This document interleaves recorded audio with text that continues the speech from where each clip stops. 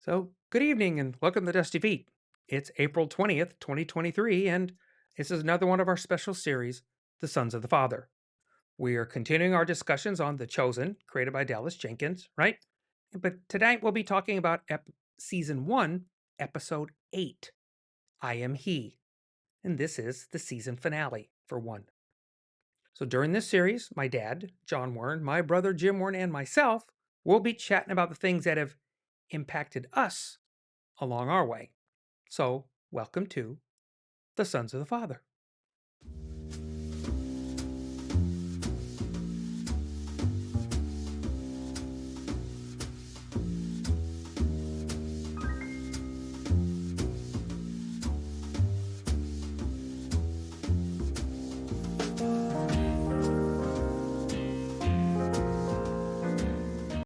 And we have Outside the Class. It's a bit different. We expect you to watch the reference material before we start chatting about it. It's kind of like homework. I link all the videos for each week in advance on TheDustyFeet.com on the Outside the Class page. Those videos premiere every Tuesday at 7 p.m. Eastern Time. In the description below are links to all of the audio, video, and source documents that we use here in the Dusty Feet. We want to make sure that any material we use here is properly credited to those folks who work so hard to bring it to us. Without their efforts, the learning we do here does not happen. Don't forget to subscribe. Click that bell icon if you want a reminder. And as always on the Dusty Feet, this is a place we can safely explore the endless ways of God and interconnection of His creation. Where belief understandings may be challenged, divine misunderstandings may exist, and traditional teachings might falter as we pursue connection, context, and community with God and each other here in an environment of grace and love. So here we go with some more Sons of the Father on the Dusty Feet.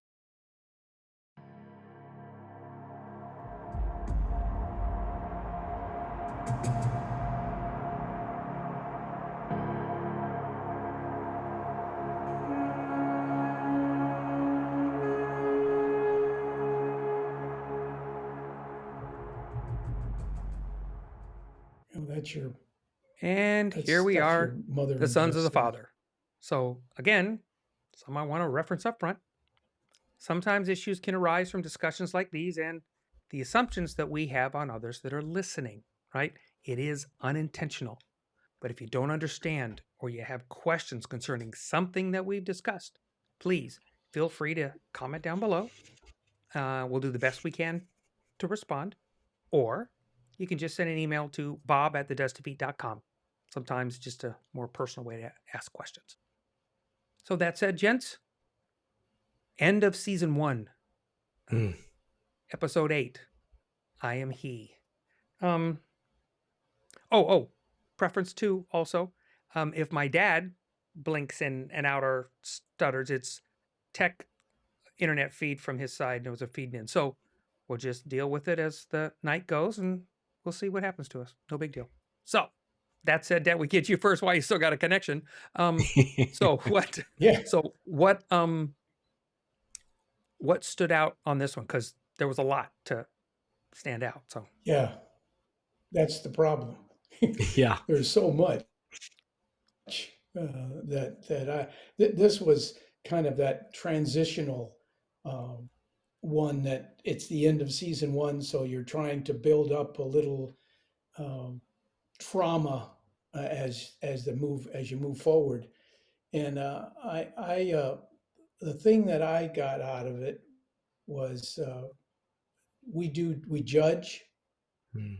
um, People judge people, and people are fearful of what they don't know, Yeah. and just it's the stop, and you see that throughout the even into old what's his face when he's talking to Gaius um,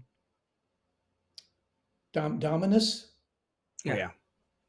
Yeah, and he's talking. He's going, wait. What do you mean? He's gone. Matthew's Hmm. gone.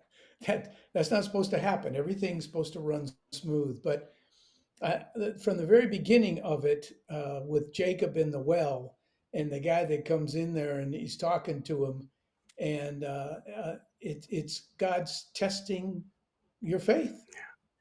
You know, what are you willing to do? Are you willing to trust me? And the Mm. guy's in the process of saying, let me get this straight. You're following a guy that's invisible and he breaks your hip, and he's going through these things, and you go, "This sound kind of dumb, Hmm. actually, if you're going to follow a guy like that." And then he says, you know, "Give up digging, because," and poof, water. Yeah. And that's the way God has been in my life.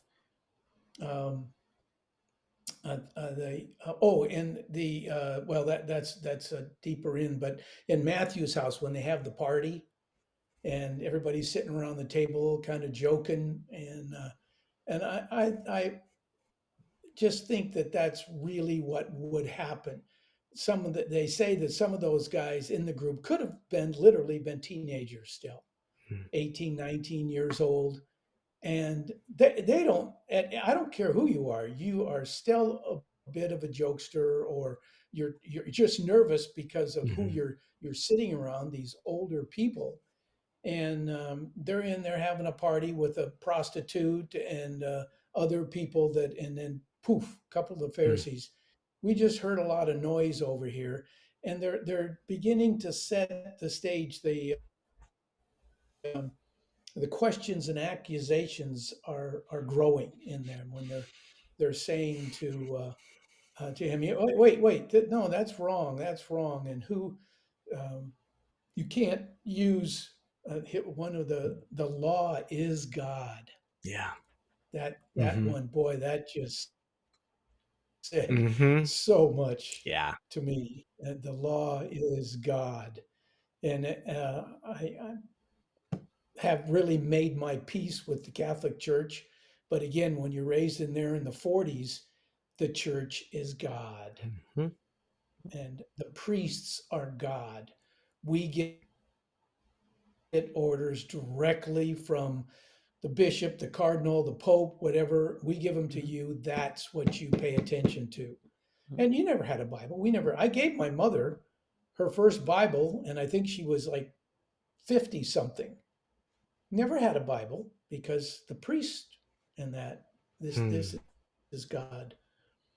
And in Nico's conversation with his wife, I mean, she had to be going nuts because the way he was acting and everything that he was doing, and she laid that line out. I Mm. like our life, Nico. Mhm. Take me back to it. And when I told your mother that, I mentioned that last week, that I was going to leave my successful business, and she never said anything like Yeah. that. I like my life. She was more like what Eden said, put her hands on my face and said, "Dude."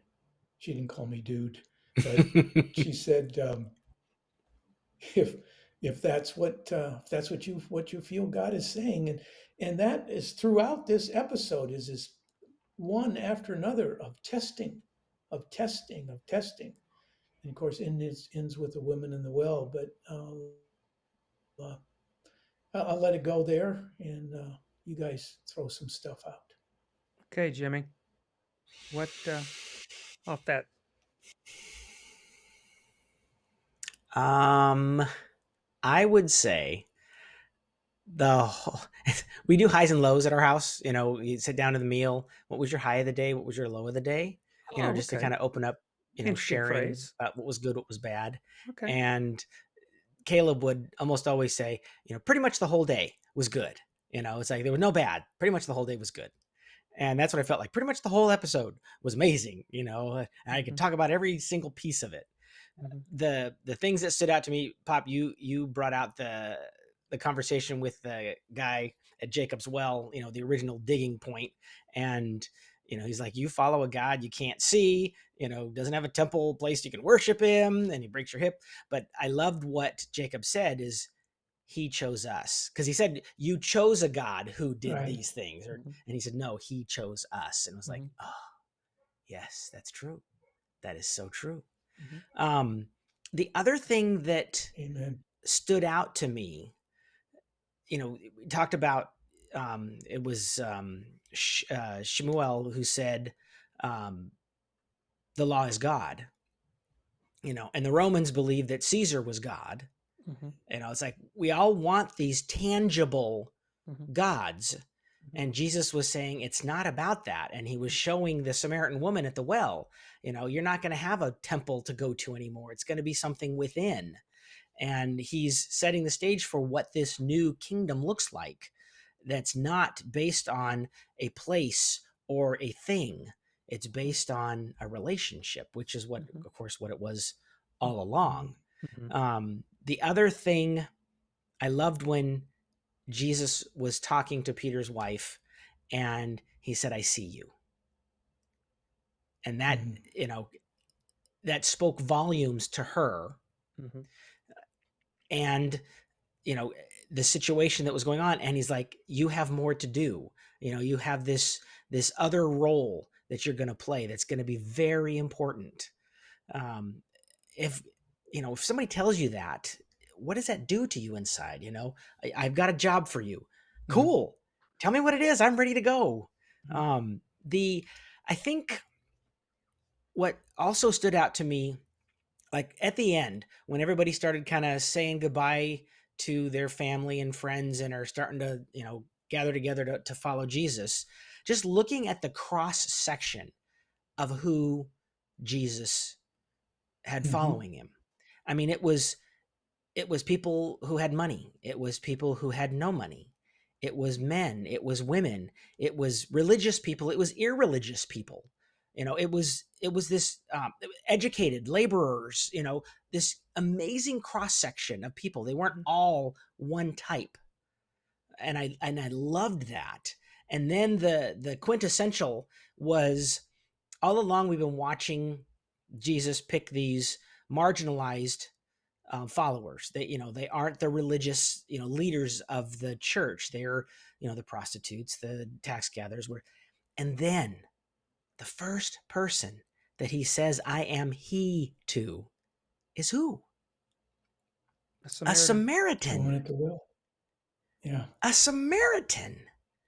Talk about the even more marginalized Israelites, the northern tribe, the ones that they didn't consider as part of them, the chosen. Jesus says it to her. And then I loved her line. Uh, she said, oh, I'm rejected by others. And then what does he say? But not by the Messiah. Mhm. Yeah. Mhm. Last thing on here, and Bob, I'll let you take it. I've probably taken everything on it. I literally started weeping watching Nicodemus torn Yeah. up inside. Yeah. And it's like, I can't, he couldn't go. He couldn't. And Jesus knew it. And it broke Jesus' heart. And it just goes to show Jesus called people, invited people, but not everybody went. Mhm. And it was so Right. sad to me Mhm. that he didn't have the courage to say, no, it's time to change. Mhm. And so those are the ones that hit me the most. There's th- there's a lot in this. There's a lot of those. Like I said, the woman at the well giveaway. She's at the end, right? So Mm-hmm. that's what we're building to, and we get it. Mm-hmm. But these sub stories in between are greatly impactful, right? They have Mm-hmm. those. Nico's struggle. You get when his wife is talking to him, and you listen, and not everything she says is even remotely bad. Right. Okay. Yeah. It's Mm-hmm. not. Talks about family, talks about Mm-hmm. there's a lot going on. So it's a mixture of things, right? There's a weaving of things. Um, and that's one of the things that's tearing at Nico, that has to be dealt with, and like most of us in that capacity. It's interesting. I think a lot of us actually deep down inside don't want to admit that it's Nico that we connect with. It's not Simon, it's not Andrew, it's not Mary, it's Nico that we connect with in an interesting way.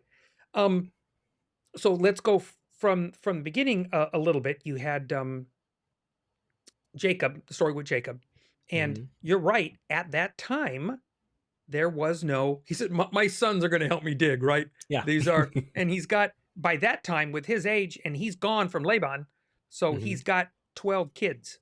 You only get a few that are there, Yeah. but he has no. He has yeah, because there's a good chance Rachel's probably dead by then.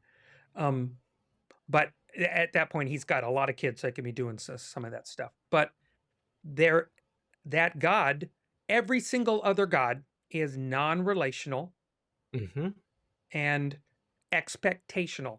God's very different in that scenario. Right. However, to be fair, we do go to a tabernacle and eventually becomes a temple that is a place where you went and worshiped this God there because he picked it.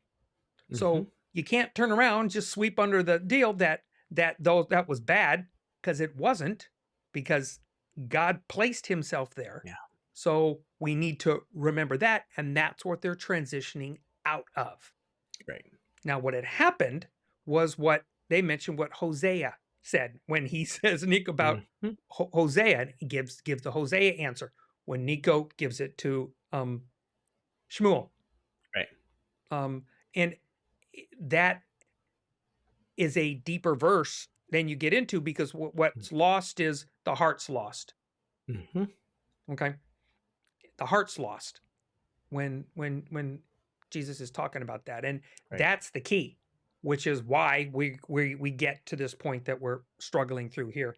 And Nico, with this, you have Gaius struggling with Matthew, but he's intrigued, and he does everything. This is the first of many that we'll see of Gaius reaching out to be on the nice side, right? And like, he can't say that I respect a Jew. I have friends that have him, and I know someone that is fond of your son. Yeah. Yeah. A friend of mine wants to know if you can do that. Yeah. Yeah. Yeah. We've heard that story before. And Gaius is doing the same thing, which again, you feel this. That's like a positive tension, right? And you have Nico with this negative tension and this struggle that you have going back and forth. Then you have him when Nico's talking Shmuel, right? He's got his two followers, right? And he's got one that's still struggling with going with Nico. Shmuel, we know, is going to go left, right? He's going, and he's going to make a left turn, and he already laid it out to Nico. So we know the direction that's heading. And he said, "I'm not going to fight it. You can say what you're going to say," because then we get to that answer. That is a discussion way too deep for this. Yeah. That's a discussion we could have at another time and talk about that particular issue, because that's huge. Because I said charge question. I said, I don't want to do that. And Jimmy, you mentioned the ICU. And I think that is huge. Okay. Huge.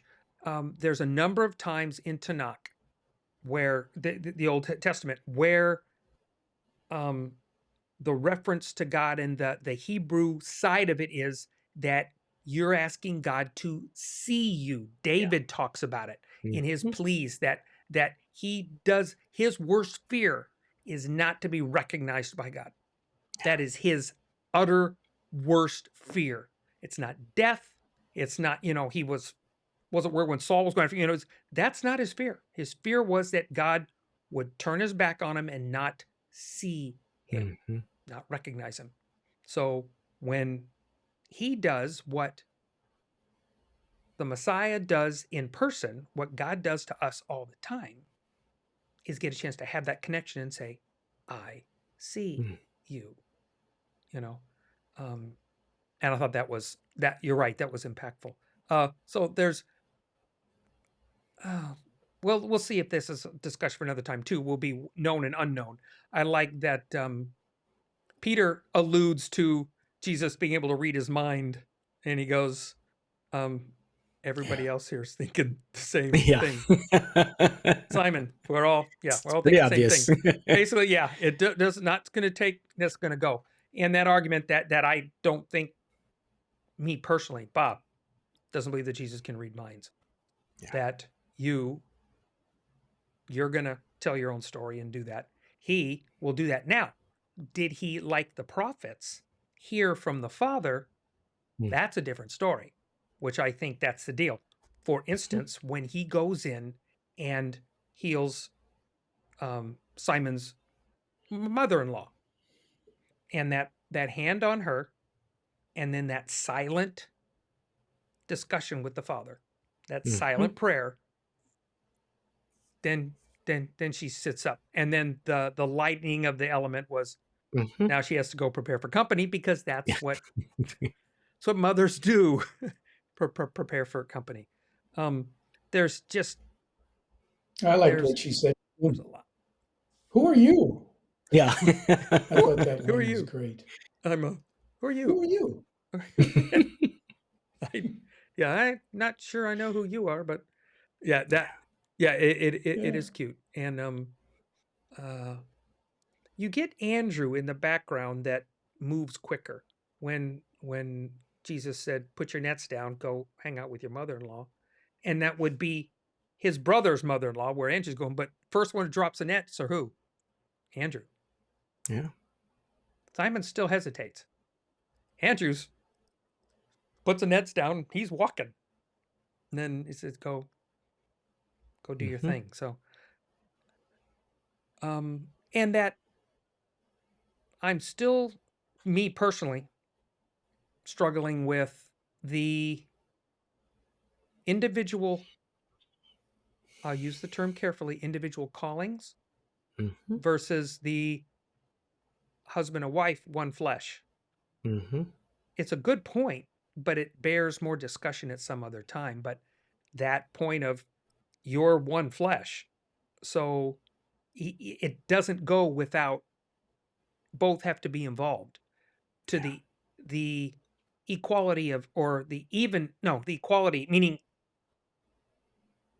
that you're going to do the same task. The mirroring of the task is not necessarily there, Right. but the support element is, and we know Mm. that our wives are very much part of that. So, and Dad, you mentioned that with Mom, it was, that's the point, you know, that she's like, okay, I'm along with you on this. She's not doing it, Mhm.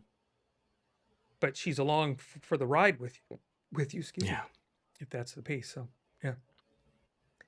Um, Well, there's a couple other things in here that, to me,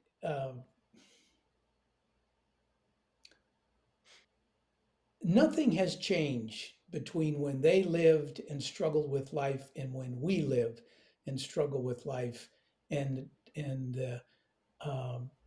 following God. What does that look like? You still have to have the faith and the trust. And there's a couple of things that really hit me. The Samaritan woman's interaction with her was my electric, especially in two areas of my life. And one of them is the halfway house Mm. that I worked with in California. mm-hmm, And the guys that live there and were going back into society from being in prison, and tattoos all over them, tough looking guys, and just these incredible hearts for Jesus, and and going back and reaching out to their own friends.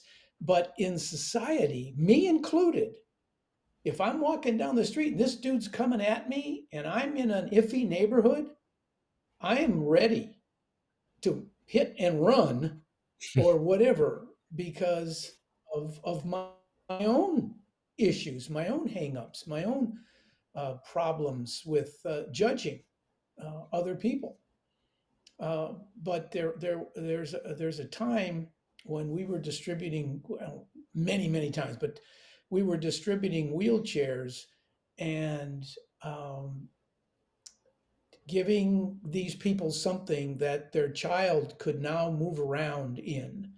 And we were in China, and the question was, why are you doing this? Nobody has ever recognized my boy as a human being. Wow. Why? And he could just see Jesus in those times, and that well, you touch me. You saw it with the leper. I think it was last Mm-hmm. episode, Mhm. and that's the way they were. You touched me. You hugged me. You gave me something and want nothing for it from me. Mhm. Why? That's the question. And that's the question we wanted. Because in many of the countries we went to, we weren't allowed to openly share the gospel, but as long as they asked, why are you here? What are you doing this for? What's in it for you? Then we were free Yeah. to ask. But the faith, one guy literally walked for 3 days with his son on his back. Wow. 3 days. Where he lived, how he heard about it, I don't know. But that's the kind of, and Jesus ran into that all the time. But so do we. How do I respond to that now? How to respond to those people that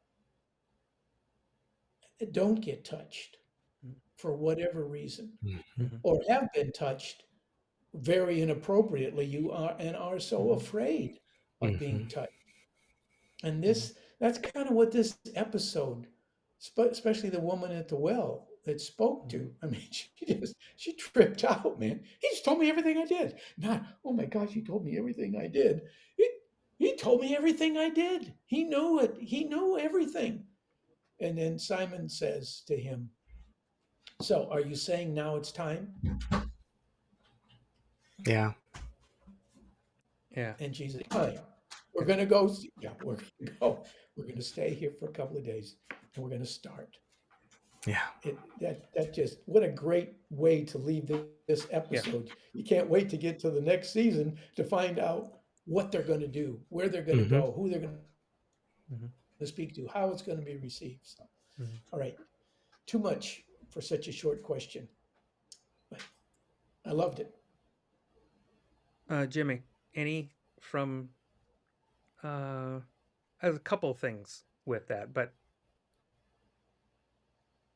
anything more from your end? I would say my only closing thought with the Samaritan woman, um, when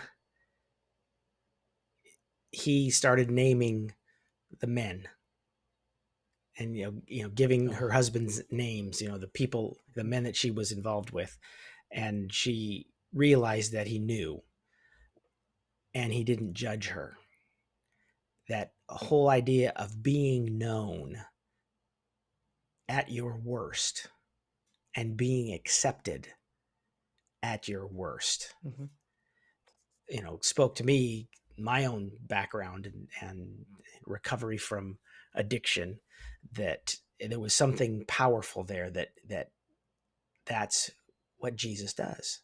Mhm. He's not there to judge us. He's there to love Mhm. us. And he isn't expecting us to change. That's something that's going to happen over time. And that we want to change and be different because of the fact that he loved us. So that was good. Yeah, there's it's interesting. We can't see, we have the collection of these stories now. Okay. So we have stories to that build us this picture, right? That we literally making moving motion pictures of, right? That back then it didn't have them. Okay. You only had stories, rumors of stories. Because again, I mentioned on Dusty a bunch of times is that still there were only so many people healed, but in the groups that were traveling, there's still only so many were witnessed. I mean, one on one, I saw this. Okay. However, that's mhm. then passed around, and I heard the story of, right, and do that. I heard about this. Therefore, for instance, um, uh, the the group that lowers the paralytic in their story, she had seen the leper healed. The other ones had not, nor the paralytic, right?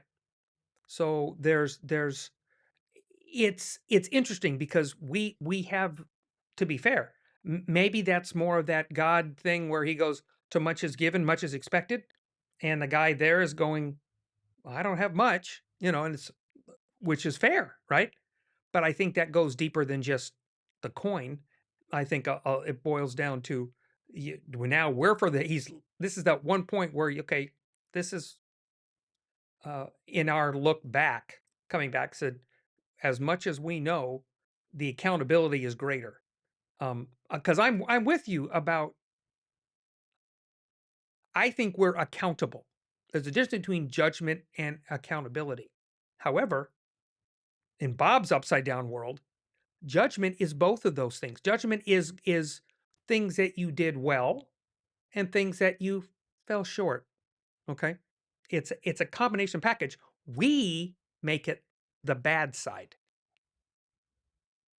Okay? Rather than the accountability for what we do and know. And this is what he's building with them, is they're accountable for what they do. And we'll get to Mary later in something where she has issues, and it scares her because her accountability is questioned. And so there's just a lot that we see this going forward with this.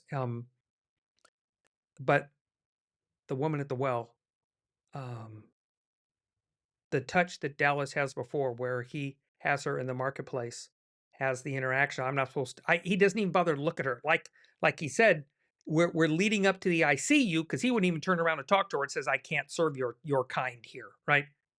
But the oranges, the whole thing ties in to that part. So he does a very good job, masterful job of telling the story to get you to have the more impactful that I see you.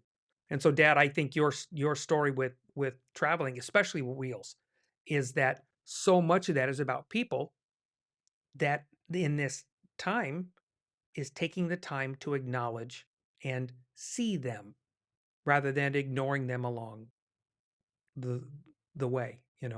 Not like you said, that nobody's ever even looked at my son as human for their disabilities or whatever, and we see. Yeah. So that's strong stuff, which I like. So so we wrapped up season 1, and you're right, it's a kickoff, and Samaria.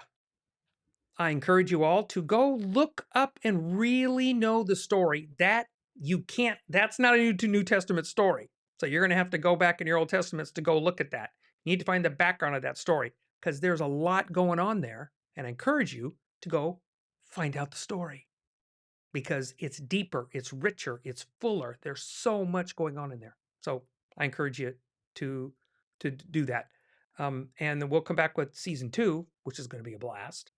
And we'll see what goes on from here. Thanks for being with us, Dad and Bro, and we'll get back on another episode. So, point to ponder. We're not changing it because I like it, and again, it shows each time when we do this is having been selected as the best or most appropriate, and you're finding that even in their various states and times and places that they are, that that sometimes bears the question, but it also bears the answer. So consider yourself chosen. You have to think about that one. And thanks again for being with us tonight on another special episode of the Sons of the Father on the Dusty Feet.